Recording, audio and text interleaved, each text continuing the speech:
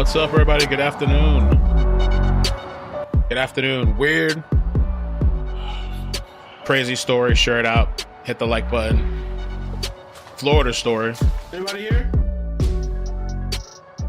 Don't want any problems. I just did YouTube. Just wanted to check out this abandoned house. Good morning. Good morning. Good afternoon. We're about to get started.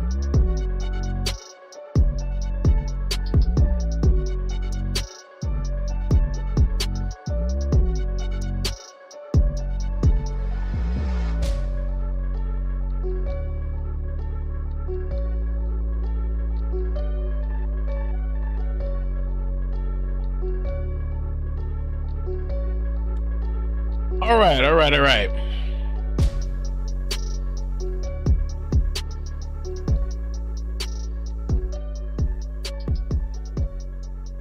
You think the cousins are involved, Stephanie? What do you guys think about the cousins?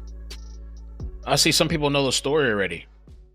All right, let's get started. Let me start out with the press conference. Welcome, everybody. There was a press conference, and we'll get into all the nitty-gritty details in a minute to give people some time to join. Just get with each of you. We've had a lot of questions about our agency's involvement in Giovanni Pelletier, the missing person out of Charlotte County. First thing I want to clarify is we are not the lead agency on this investigation. Charlotte County is the lead agency on this investigation. There are some parts of it that dip into Manatee County, but the only connection to Brevard County is that the three young men that went over to Sarasota County are from Brevard County. There's no indication whatsoever, no evidence, no indication in any capacity that Giovanni Pelletier ever came to Brevard County. In fact, just the opposite. Things at this time demonstrate that he was not here. So our agency has been involved. We were reached out for by the Charlotte County Sheriff's Office, asked to go interview the three young men that were over in their county that had picked Giovanni up. They're talking about the cousins. We're going to get into those details in a second. This is a pretty odd story.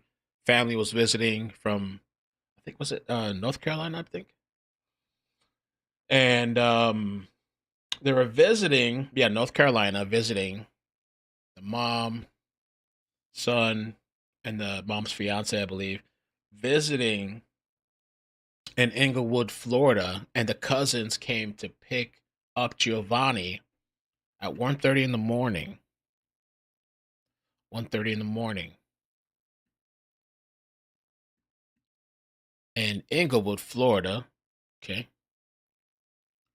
And they were supposed to make a 3-hour drive back to Mims. Now, the cousins, I believe they're the father's side of the family. They were supposed to make a 3-hour drive back. And I guess they were smoking weed, as the story goes. And they say he started acting erratic. Giovanni pulled out a knife. And then his body's found near Sarasota.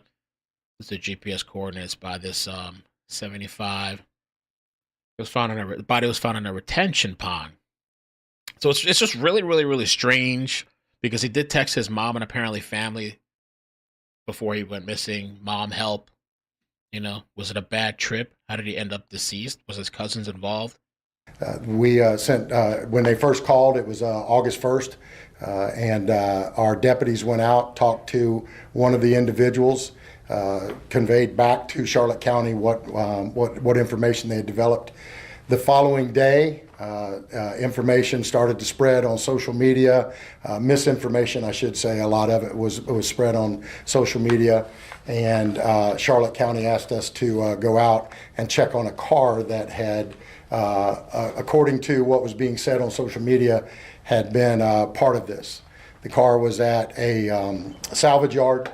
Our team went out, and the car was not part of this. It had completely no connection to this. In fact, everything that we could tell from looking at the vehicle, it hadn't moved in a substantial amount of time. The brake pads were all rusted. Everything, the car had not moved. So, but as part of our assistance with them, as part of us offering any resources to them we could, we actually sent agents to go interview the three young men. We've not only interviewed them, we've interviewed other members of the family. We've also recovered the actual vehicle that was that the boys were driving, and that vehicle, the family gave it to us, said, take it, do whatever you need to do with it. We did. We took it. We had our crime scene team go through it and reported back to Charlotte County that there was no evidence of any type of wrongdoing that was part of it. So, as you guys have probably seen in some of the stuff going on, some of the news reports, some of his items, a backpack, a school bag, and a telephone were found on the interstate over in Manatee County, I believe it was, but there's nothing to indicate he ever came to Brevard County. In fact, just the opposite from the witness statements that we've had and any evidence that Charlotte County's been able to collect. So we continue to offer our assistance to them. We will, as always, be great partners. Some people have asked, why aren't you guys out searching for him? There is no place to search. There's nothing that would say, go look in this specific area. The only reason that some people were looking on the road they were looking on and had organized a search party is because of the misinformation about the car at the salvage yard being on that. That was all erroneous. None of it was factual. And so there's no place that would clue us in and say, put a search party here. Clearly, knowing us as everybody does, if we had even the slightest of information that said he was at this location or that, we would be out there organizing everything and putting together. So our resources continue to be available to them. Our resources continue to help in any way we can. But the investigation is Charlotte County's, and we stand by to assist them. So I'll answer any questions you guys might have. I don't know if you can answer this, Sheriff, but I'll ask it anyway. It's been a week since this young man disappeared. Have there been any sightings? Has there been, any substantial leads that you're aware of? To my knowledge, there's not been any sightings. Certainly none that this is I've been before made the aware body of. was found. I can tell you that a lot of information has come in. In fact, that's one of the things that we would ask. There was something went out that said, if you have information, call your local law enforcement agency. I think the better path to protecting the integrity of the information is to contact the Charlotte County Sheriff's Office and speak directly with the agents or investigators that are working this case. Because, if you're calling an agency in Brunswick, Georgia, for example, and giving them information, something's going to get lost in the translation. So the best point of contact is the Charlotte County Sheriff's Office. Did you also learn about the last text his family says that he sent? It said something along the lines of, help me, Mom. I've been made aware of that, but I haven't seen it. I don't know the relevance of it in the context of it, I should say. If you spoke to the three The other relevance of it. Help me, Mom. And he's missing. people in the vehicle as well, does their story match what Charlotte County says they said? So from what I can tell you, well, we did the interview of them. So what I can tell you is that everyone we have interviewed, their story is consistent throughout. Not just the three boys, but also family members, timeline, everything else seems to be consistent with their story. Even if there is no foul play, how can someone disappear? Is there any explanation for that in this day? So, I mean, obviously, disappear all the time. There's certainly great concern for this young man's safety, especially as time goes on. So, someone disappearing just off the face of the earth is very difficult to do. What was going on in the car? What we've been told is he was acting kind of out of control and things, but to just not know where he's at this point, hopefully some type of evidence is going to lead us to that point. All right. Any cell phone records to track his movements? If there was a call or a text, are you able to pinpoint? So Charlotte County has that part of the investigation. Obviously, if we're conducting an investigation, we'll just say in a general. All right, so let's get into the details of this. I had an article here that was good. Oh, here, this one, yeah. So let's get into some of these details here. This situation happened. Let me pull up my little timeline on the side. There was this family visiting, okay, from North Carolina. It's a picture of the family right there, visiting from North Carolina. That's mom, Giovanni, 18 years old. And I think that's the mother's fiance, visiting from North Carolina. And the area they were visiting is a place called Englewood, Florida. Englewood. Let me zoom out. Inglewood, Florida. Okay. And on August 1st at 1:30 in the morning, Giovanni's cousins came to pick him up. They got into a white Malibu with cousins he had never met in person. Wow. So maybe they've talked on the phone. Maybe, I don't know, maybe. So he gets in the car at 1:30 in the morning, August. Cousins he's never met before. And I believe I read somewhere that the cousins were on the father's side. And they were supposed to go all the way to Mims, Florida, on the east side of Florida, a place called Mims. They were supposed to go to Mims, but they didn't make it to Mims because 20 minutes into the ride, they say he started supposedly becoming erratic. Supposedly smoked weed, and he started getting crazy, is what the story says. Let me see here what the article says here, too. North Carolina family, they were searching for their 18-year-old missing son while on vacation. He's a smart kid, kind, full of life, and disappeared early last Friday under deeply troubling and suspicious circumstances. He was visiting Inglewood with his mother and her fiance and wanted to reconnect with the father's biological family. Now, the father didn't get to see the father because the father's incarcerated. This is what the aunt, Desiree, told the news. He made plans to see 3 cousins on that side of the family. With only a few days left in his vacation, the cousins picked him up at approximately 1:30 a.m. to take him on a 3-hour drive to their house in Mims, Florida, his aunt said. The thing I was wondering about that too, so the cousins, they drove 3 hours, all the way 3 hours just to pick him up and take him back 3 hours back to Mims, Florida, I guess. That's a lot of driving. I mean, people do it all the time, but that's a lot of driving. And to be picked up at 1:30 in the morning. The family said that Giovanni, who graduated from Fouquet Mariana High School in June, sent his mother a text message saying, "Mom, help me," about 20 minutes after he left near Sarasota, Florida. So they really didn't get far. This is Inglewood.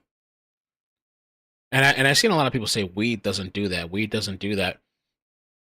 And I don't think weed would have that effect, though.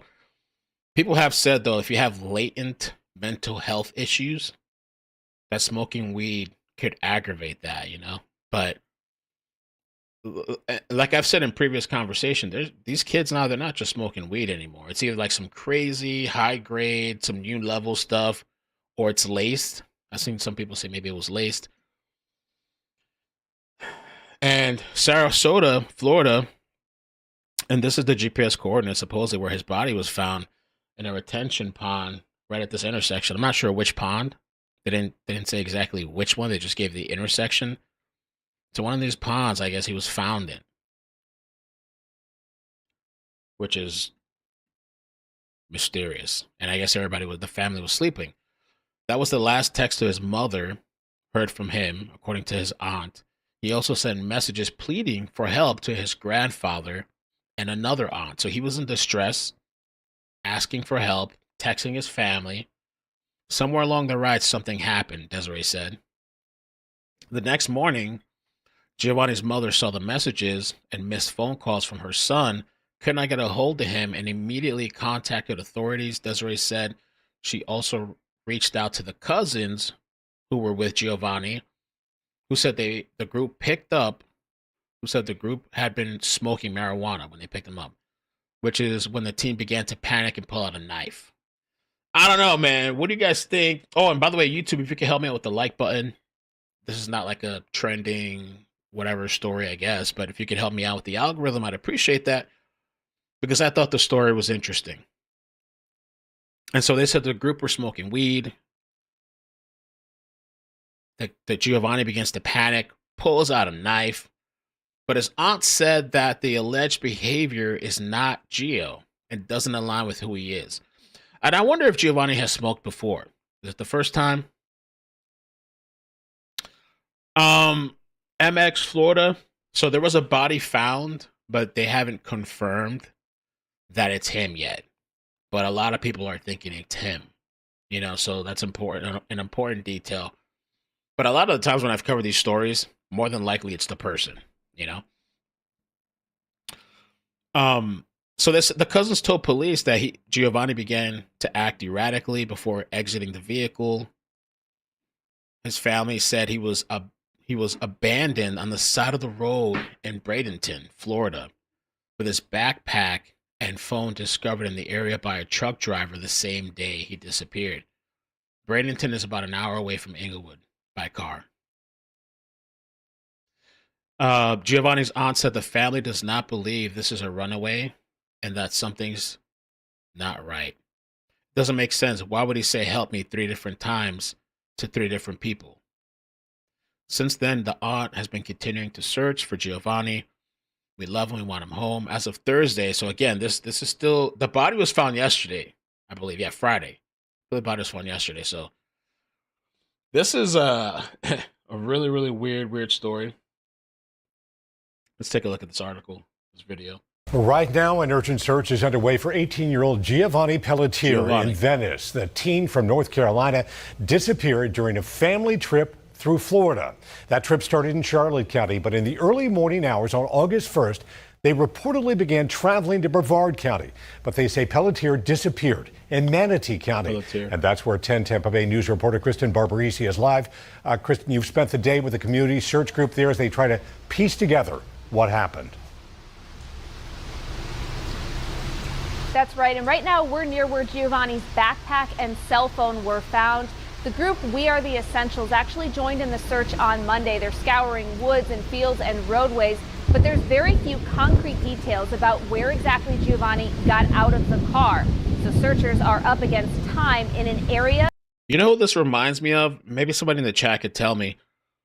There was that kid. I feel like they were comparing him to Emmett Till. But there was this kid in Louisiana. There was this black boy. I can't remember his name. He went to go hang out with his friend and the friend's mother. And the mother supposedly had supplied the weed to these kids. And so the kids were getting high, all this kind of stuff. And supposedly this guy had freaked out. And supposedly wandered off on his own. And then they find him in a shallow, tiny little thing of water with his face in the water. Like it was super shallow, like in a field somewhere. And they say he drowned. And it was crazy, all this controversy. It made me think about that story. That spreads miles. But I think it's dirty too. It's very dirty. I don't know what happened that night, but if the cousins, because these kids, I don't know what they're smoking now. If they literally abandoned him on the side of the road, I understand. Look, if somebody pulled out a knife, oh my God, he's freaking out. But at least call somebody. Hey, this is what's happening. Call a family member. Call the police. Maybe they're afraid to call the police. You just abandoned this person, allegedly, I don't know, on the side of the road and left them to their own devices.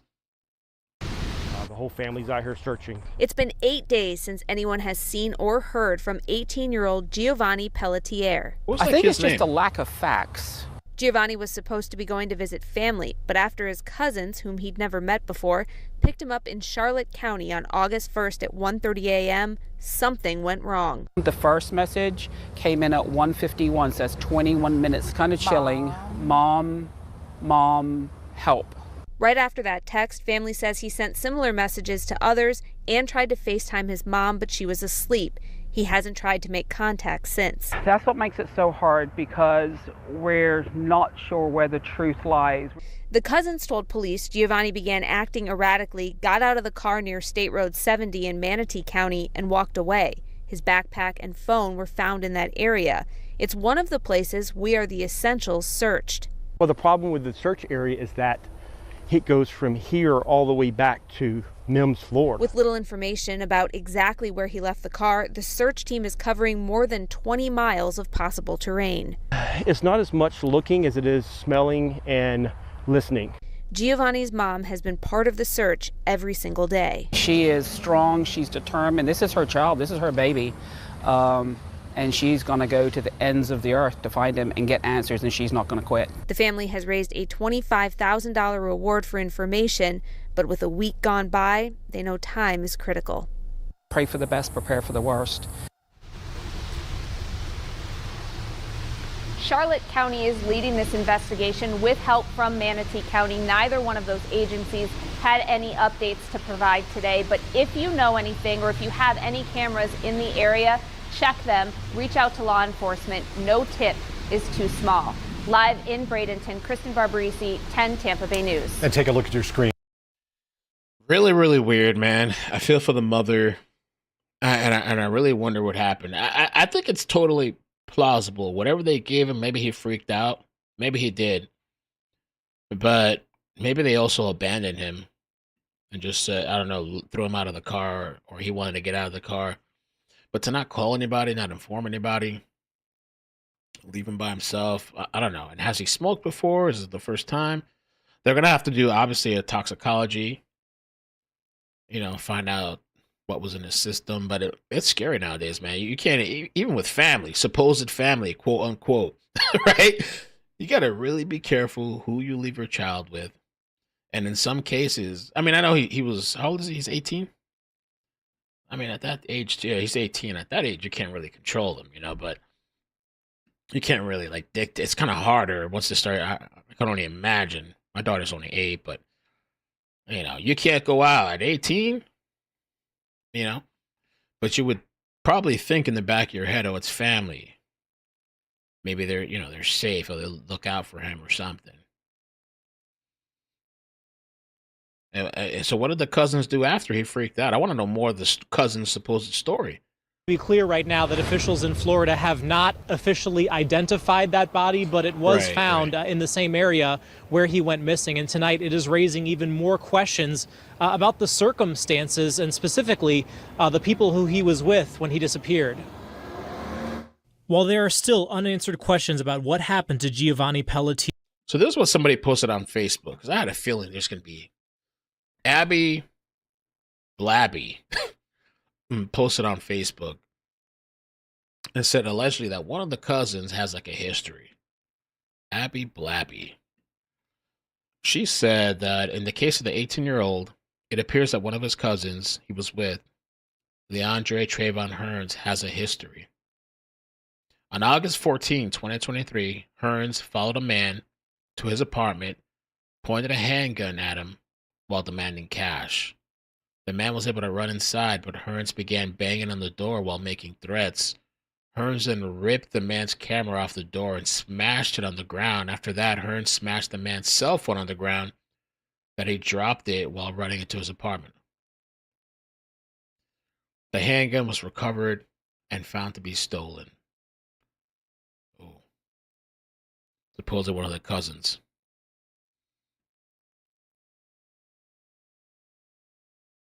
Okay. Here, after getting into the car with his cousins in Florida, retired FBI Special Agent Frank Brostrom says knowing where he was supposed to be going gives investigators an easy place to start. Normally in these investigations, somebody disappears. You have no lead. You don't know who was with them last. You don't know where they were last. And you're kind of starting from scratch. Since the cousins Gio was with already spoke with investigators, any evidence they find will give them a chance to compare that with what they claim happened. They're going to do phone work on everybody involved. They're going to interview witnesses. They're just going to lay out and do the whole Monty, lay out the whole Monty on this. And they've got some great leads. Yesterday, ABC 11 speaking with Gio's stepdad, Jeremy Brown, who says while they were a little skeptical of Gio going with the cousins he hadn't met, Gio was excited to spend time with them. We have our reservations, but we trust you. We trust that you're going to look out for yourself. We trust you're going to be safe. That is until that ominous text 20 minutes after he left, asking for help. Gio's stepdad shocked he was told Gio was left somewhere. What kind of family are you? Wow. So yeah. Apparently, allegedly, it left him, abandoned him. When you're going to leave your cousin on the side of the road. But law enforcement experts say that part of the story from his cousins about Gio's alleged erratic behavior isn't adding up. Adding this part about he was acting strange and pulled a knife on us, and then he's the one texting help, I need help.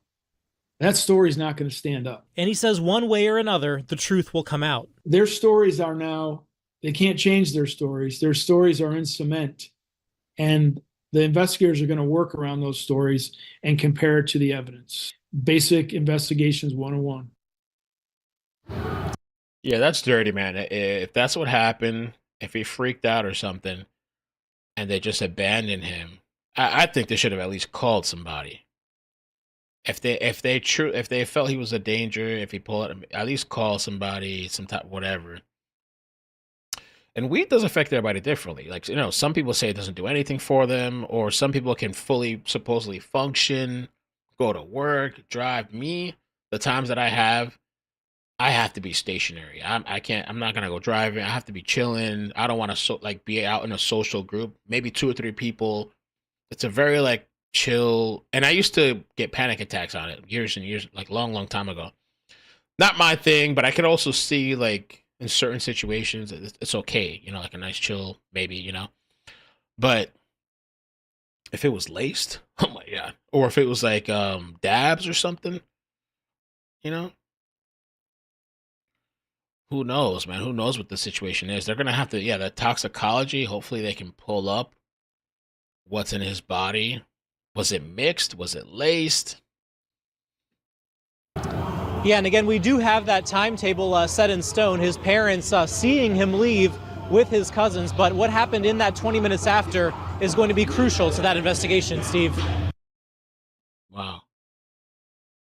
I was looking at something here. Yeah, the body is not confirmed to be Giovanni, but people believe it's him. Like, it's in the vicinity, it's in the area, it's the timing coincides, you know, but officially hasn't been confirmed yet, you know. So really, really sad for the family. And like the stepdad said, we were just hoping the best. He was gonna have a good time.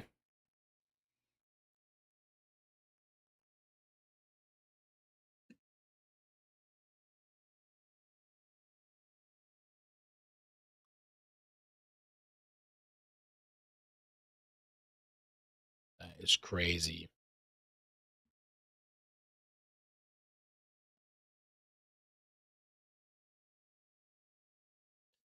Manatee County. Breaking news at 11: a body has been found in a retention pond in Manatee County near the right off the looks like the highway right there. News at 11: a body has been found in a retention pond in Manatee County near the exact spot where Giovanni Pelletier was last seen. The teen from North Carolina was visiting family in Charlotte County when he vanished last week. Thank you for counting on Gulf Coast News. I'm Peter Bush. Reporter Blaine Montgomery is along I-75 near State Road 70 with the latest from investigators. Blaine? Deputies have cleared the scene here along State Road 70 and I-75. Just hours ago, a body was found in this retention pond behind me. While we don't know who was found. And so this is my first time seeing this video. And so I didn't realize they showed the exact location. It is right off of the highway. Let me just show you the map again real quick. It is like right off of the, I'm assuming maybe this one here. I don't know. You probably can't even see it on the maps, because if it's that small, you might not even see it on the map. It's a little tiny thing. It really reminds me of that case. I can't remember. I'm going to have to find that kid. The kid that we covered that was getting high with the other parent and the kid, and he was found in a little shallow body of water. You know, drowned. How does that happen? Wow. We're in the go. Deputies have cleared the scene here along State Road 70 and I-75. Just hours ago, a body was found in this retention pond behind me. While we don't know who was found, we're in the same area where 18-year-old Giovanni Pelletier was last seen. Take a look at this video. Investigators responded here Friday evening. They searched a retention pond at the southbound off-ramp off Interstate 75 and State Road 70. Manatee deputies say the body they found appeared to be a male. It's unclear who was found here. Friends, family, and neighbors have been searching for Pelletier since August 1st, when he was last seen in this area. He's from North Carolina, but his family has been searching for him in Manatee County. His cousins told deputies that he started acting erratically, going out of their car, and walked off near State Road 70 in Manatee County. His mother got a text from him less than an hour later asking for help. He texted me and some other family members, and You know, he's not a kid that wants to stress you out for no reason. He's not a kid that wants to bring up a problem. You know, he'll try to figure out everything else on his own before he brings it to you as an issue. The Charlotte County Sheriff's Office says their detectives have collaborated with multiple agencies, including law enforcement and civilian nonprofits, to search areas where Giovanni could be. The Manatee County Sheriff's Office says they are working to identify the person who was found here. Time on Gulf Coast News to let you know once we learn more confirmed details. In Manatee County, Blaine Montgomery. Yeah, I don't know how deep that is, but it doesn't look deep at all. So maybe like Hoke said, I don't know if he passed out or something and fell into that water. Very strange. It's like history repeating itself with that other story we covered a couple of years ago, I think.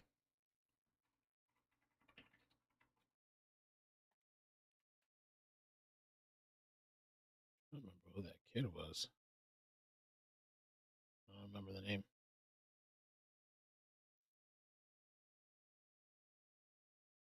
So yeah, I don't know. That's the story of this Giovanni. Hopefully we'll get some updates. I just thought it was interesting to kind of cover. Hopefully they'll get to the bottom of it. Strange.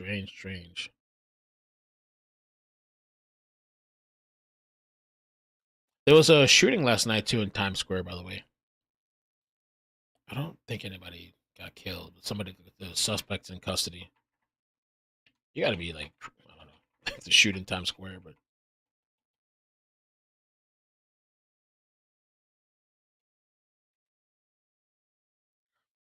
yeah, 3 shot Times Square, 17-year-old. But yeah, with Giovanni, it's just it's scary, man. The kids, they have to go out into the world.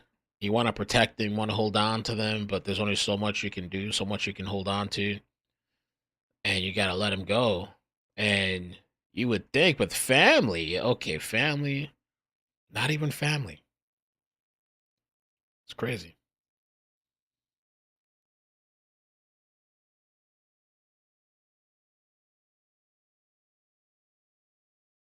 Crazy.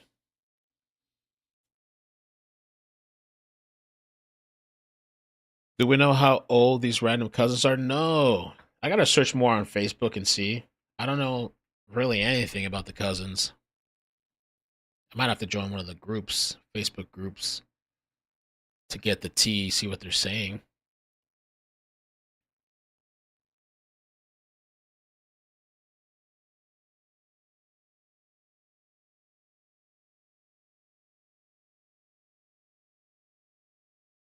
Crazy. A vacation. You go on vacation and your kid's dead. Ends up dead.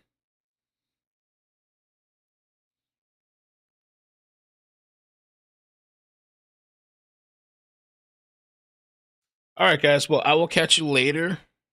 It's still very early in the day. We have notifications. Just want to jump on and cover that story, a little something different. All right.